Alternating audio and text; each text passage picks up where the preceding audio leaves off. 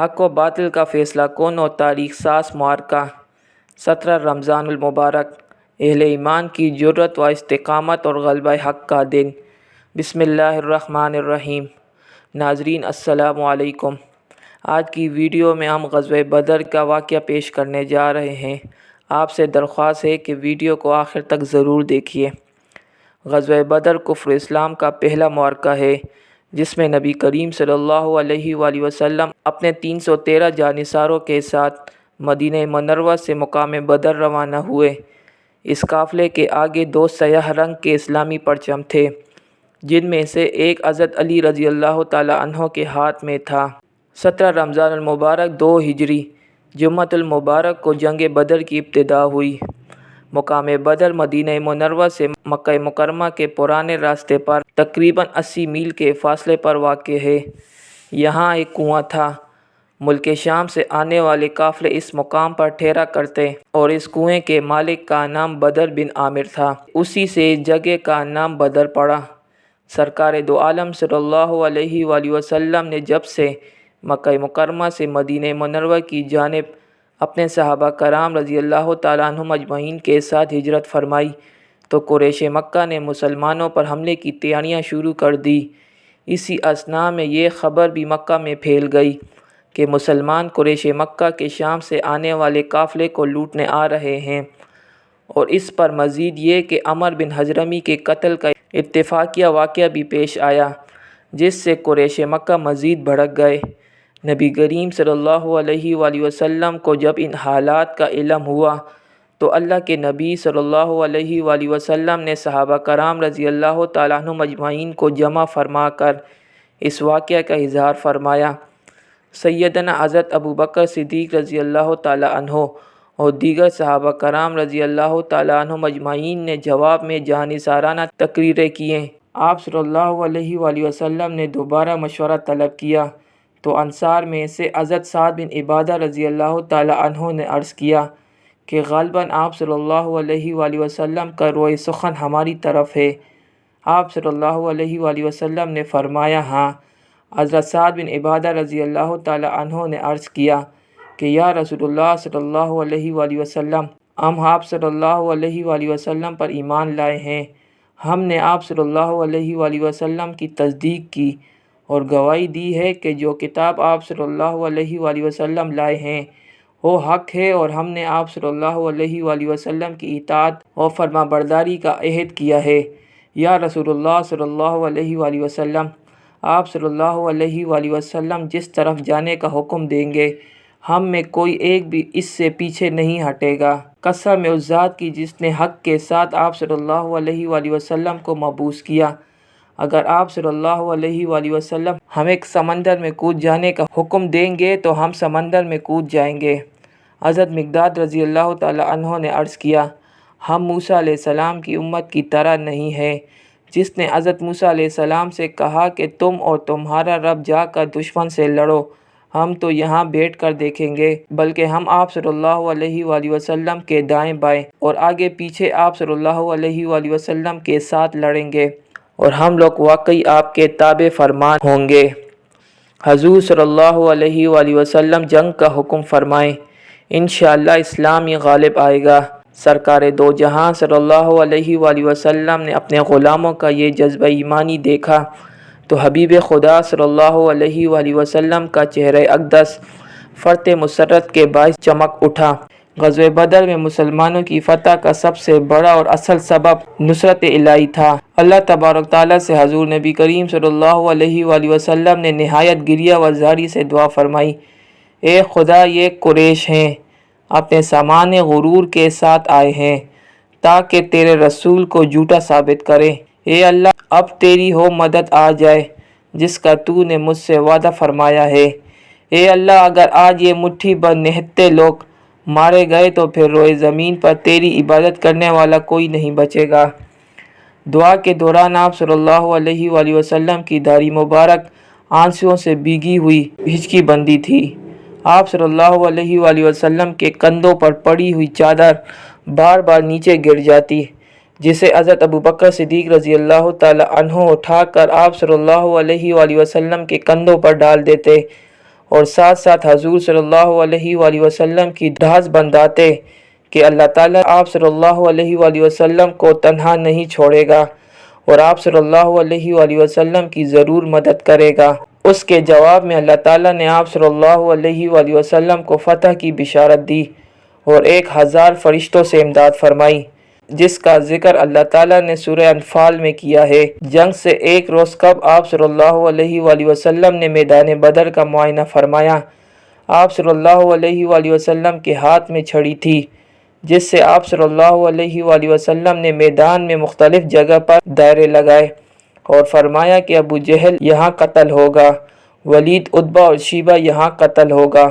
جنگ کے بعد صحابہ رضی اللہ تعالیٰ عنہ مجمعین نے دیکھا کہ ان مشرک سرداروں کی لاشیں اسی جگہ پڑی تھی جہاں آپ صلی اللہ علیہ وآلہ وسلم نے دائرے لگائے تھے۔ سرکار دو عالم صلی اللہ علیہ وآلہ وسلم 12 رمضان المبارک کو اپنے غلاموں کے مختصر سے قافلے کو مدینہ منورہ سے لے کر روانہ ہوئے اور مدینہ منورہ سے کچھ فاصلے پر اس قافلے کا جائزہ لیا اور نوعمر اور کم سن افراد کو واپس فرما دیا۔ حضرت عمیر بن ابی وقاص رضی اللہ تعالی عنہ ایک کم سن سپاہی بھی اس قافلے میں شامل تھے۔ جب انہیں واپسی کے لیے کہا گیا تو وہ رو پڑے۔ حضور اکرم صلی اللہ علیہ وآلہ وسلم نے ان کا یہ جذبہ جہاد دیکھ کر انہیں جنگی قافلے میں شامل فرما لیا۔ اس مختصر سے اسلامی لشکر کی تعداد صرف 313 تھی، جس میں 60 مہاجر اور 253 انصار صحابی شامل تھے۔ اسلام کا یہ لشکر 16 رمضان المبارک کو میدان بدر میں پہنچا۔ ادھر مکہ سے قریش مکہ آہنی ہتھیاروں سے لیس 1000 افراد پر مشتمل تھا۔ قریش کے سب امراء اس میں شریک تھے۔ اس طاغوتی قافلے کا سالار عتبہ بن ربیع جو قریش کا معزز رئیس تھا۔ 17 رمضان المبارک کی رات تمام مجاہدین اسلام آرام فرما رہے تھے، جبکہ رحمت دو عالم صلی اللہ علیہ وآلہ وسلم اپنے رب کی بارگاہ میں سجدہ ریز ہیں۔ صبح ہوئی تو آپ صلی اللہ علیہ وآلہ وسلم نے اپنے غلاموں کو بیدار کیا۔ نماز فجر کی ادائیگی کے بعد قرآن کریم کی آیات جہاد تلاوت کی، جس سے اسلامی لشکر کے جوانوں میں جذبہ شہادت مزید ابھرا۔ سرکار دو عالم صلی اللہ علیہ وآلہ وسلم ایک چھڑی سے مجاہدین کی صفیں سیدھی فرما رہے تھے کہ چھڑی حضرت سواد رضی اللہ تعالی عنہ کے پیٹ پر لگی، جس پر آپ رضی اللہ تعالی عنہ نے قصاص کا مطالبہ کیا تو اللہ کے نبی کریم صلی اللہ علیہ وآلہ وسلم نے اپنے شکم مبارک سے پیراہن اٹھا کر فرمایا۔ حضرت سواد رضی اللہ تعالی عنہ نے فوراً شکم مبارک کو چوما اور لپٹ گئے۔ جب آپ رضی اللہ تعالی عنہ سے پوچھا گیا کہ آپ رضی اللہ تعالی عنہ نے اللہ کے محبوب صلی اللہ علیہ وآلہ وسلم سے قصاص کا مطالبہ کیوں کیا، تو آپ رضی اللہ تعالی عنہ نے جواب دیا کہ تمنا تھی کہ کاش مرتے وقت میرا جسم حضور صلی اللہ علیہ وآلہ وسلم کے جسم اطہر سے چھو جائے۔ تو اس جواب پر حضور صلی اللہ علیہ وآلہ وسلم نے حضرت سواد رضی اللہ تعالی عنہ کے لیے دعا فرمائی۔ سید دو عالم صلی اللہ علیہ وآلہ وسلم نے جب صفیں آراستہ فرما لی تو سامنے لشکر کفار کی تعداد کو اور اپنے بے سر و سامان قلیل افراد کو جب دیکھا تو اللہ کی بارگاہ میں یوں التجا کی کہ اے اللہ، تو نے جو مجھ سے وعدہ کیا ہو پورا فرما۔ اے اللہ، آج اگر یہ مٹھی بس نفوس ہلاک ہو گئے تو روئے زمین پر قیامت تک تیری عبادت کرنے والا کوئی انسان نہیں رہے گا۔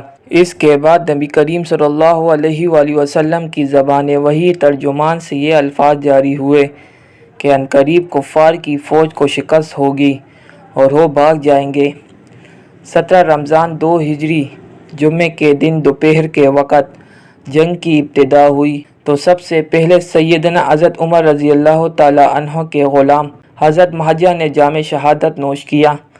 مشرکین میں سے عتبہ بن ربیعہ اپنے بھائی شیبہ اور بیٹے ولید بن عتبہ کے ساتھ میدان جنگ میں نکلا اور دوسری جانب لشکر اسلام میں سے سیدنا حضرت امیر حمزہ رضی اللہ تعالی عنہ، حضرت علی مرتضیٰ رضی اللہ تعالی عنہ اور حضرت عبیدہ رضی اللہ تعالی عنہ ان کے مقابل ہوئے۔ یوں دستے بدستہ جنگ شروع ہوئی۔ سیدنا حضرت امیر حمزہ رضی اللہ تعالی عنہ نے عتبہ بن ربیعہ، حضرت علی رضی اللہ تعالیٰ عنہ نے ولید بن عتبہ کو واصل جہنم کیا اور حضرت عبیدہ رضی اللہ تعالیٰ عنہ شیبہ کے ہاتھوں زخمی ہو گئے۔ اس حالت میں سیدنا حضرت علی المرتضیٰ رضی اللہ تعالیٰ عنہ نے ایک وار میں شیبہ کو بھی واصل جہنم کر دیا۔ تینوں مشرکین سرداروں کے قتل سے لشکر کفار میں ہلچل مچ گئی۔ ابو جہل نے یہ نعرہ بلند کیا کہ ہمارا مددگار عزا ہے۔ نبی کریم صلی اللہ علیہ وآلہ وسلم نے اپنے جانثاروں کو یہ فرمایا کہ وہ اس کے مقابلے میں یہ نعرہ بلند کریں کہ اللہ ہمارا مددگار ہے اور تمہارا کوئی مددگار نہیں ہے، ہمارے مقتول جنت میں ہیں اور تمہارے جہنم کا ایندھن بنیں گے۔ اس نعرے کے بعد عام جنگ شروع ہوئی اور نبی کریم صلی اللہ علیہ وآلہ وسلم نے باہر نکل کر ایک مٹھی کنکروں کی کفار کے لشکر کی طرف پھینکی اور فرمایا، برے ہو گئے یہ چہرے، کوئی کافر ایسا نہ رہا کہ جس کی آنکھوں اور ناک میں یہ کنکریاں نہ گئی ہوں۔ کفار کی قوت ٹوٹ گئی اور لشکر میں بھگدڑ مچ گئی۔ بدر کے میدان میں نبی کریم صلی اللہ علیہ وآلہ وسلم کی قیادت میں صحابہ کرام اس قدر جوش و جذبے سے لڑے کہ کم ہی وقت میں کثیر تعداد میں کفار کو واصل جہنم کر دیا۔ انصار کے دو کم عمر بچے معاذ بن عمر بن جموح اور معاذ بن عفرہ حضرت عبد الرحمن بن عوف رضی اللہ تعالیٰ عنہ کے پاس آئے اور ان سے پوچھا، کیا آپ رضی اللہ تعالیٰ عنہ ابو جہل کو پہچانتے ہیں؟ ہم نے سنا ہے کہ وہ رسول کریم صلی اللہ علیہ وآلہ وسلم کی شان اقدس میں گستاخی کرتا ہے۔ اتفاق سے ابو جہل کا گزر سامنے سے ہوا۔ حضرت عبد الرحمن بن عوف رضی اللہ تعالیٰ عنہ نے اس کی طرف اشارہ کیا۔ اشارہ پاتے ہی دونوں ننھے مجاہد اپنی تلواریں لے کر اس کی طرف بھاگے۔ وہ گھوڑے پر سوار تھا۔ ایک بچے نے ابو جہل کے گھوڑے پر اور دوسرے نے اس کی ٹانگ پر حملہ کر دیا۔ گھوڑا اور ابو جہل دونوں گر پڑے۔ اکرمہ بن ابو جہل نے معاذ بن عمر کے کندھے پر وار کیا اور ان کا بازو لٹک گیا۔ باہمت جوان نے بازو کو راستے میں حائل ہوتے دیکھا تو پاؤں کے نیچے دبا کر اسے جسم سے الگ کر دیا اور ایک ہی ہاتھ سے اپنے شکار پر حملہ کر دیا۔ اتنے میں معاذ بن عفرہ کے بھائی معوذ رضی اللہ تعالیٰ عنہ وہاں پہنچے اور انہوں نے ابو جہل کو ہلاک کر دیا۔ اس میدان میں ابو جہل کے علاوہ امیہ بن خلف، جس نے حضرت بلال رضی اللہ تعالیٰ عنہ پر بے پناہ مظالم ڈھائے تھے، سمیت کئی اہم سرداران قریش مارے گئے۔ محبوب خدا کی دعاؤں کے صدقے مسلمانوں کے قلیل لشکر اسلام کو اللہ نے فتح و نصرت سے سرفراز فرما کر اپنا وعدہ پورا فرمایا۔ کفار کے 70 لوگ قتل ہوئے، جن میں 22 سردار تھے۔ لشکر اسلام میں سے صرف 14 خوش نصیب صحابہ نے جام شہادت نوش کیا، جن میں سے 6 مہاجر اور 8 انصاری تھے۔ اس جنگ میں حضرت ابو عبیدہ رضی اللہ تعالیٰ عنہ نے اپنے والد جراح کو، سیدنا فاروق اعظم رضی اللہ تعالیٰ عنہ نے اپنے ماموں عاص بن عشام کو، سیدنا حضرت مصعب رضی اللہ تعالیٰ عنہ نے اپنے بھائی عبداللہ کو، جبکہ اسی طرح بہت سے صحابہ کرام نے اپنے قریبی رشتہ داروں کو اپنے ہاتھوں سے قتل کر کے غیرت ایمانی کا بے مثال نمونہ پیش فرمایا۔ حضرت ابو بکر صدیق رضی اللہ تعالیٰ عنہ کے صاحبزادے حضرت عبد الرحمن بن ابی بکر رضی اللہ تعالیٰ عنہ نے، جو قریش کی طرف سے جنگ میں شریک تھے، اسلام لانے کے بعد ایک دفعہ حضرت ابو بکر صدیق رضی اللہ تعالیٰ عنہ کو بتایا کہ جنگ میں ایک مرتبہ آپ رضی اللہ تعالیٰ عنہ میری تلوار کی زد میں آ گئے تھے، لیکن میں نے آپ رضی اللہ تعالیٰ عنہ پر وار کرنا پسند نہ کیا۔ اس پر حضرت ابو بکر صدیق رضی اللہ تعالیٰ عنہ نے فرمایا کہ خدا کی قسم اگر تم میری زد میں آ جاتے تو میں تمہارا لحاظ نہ کرتا۔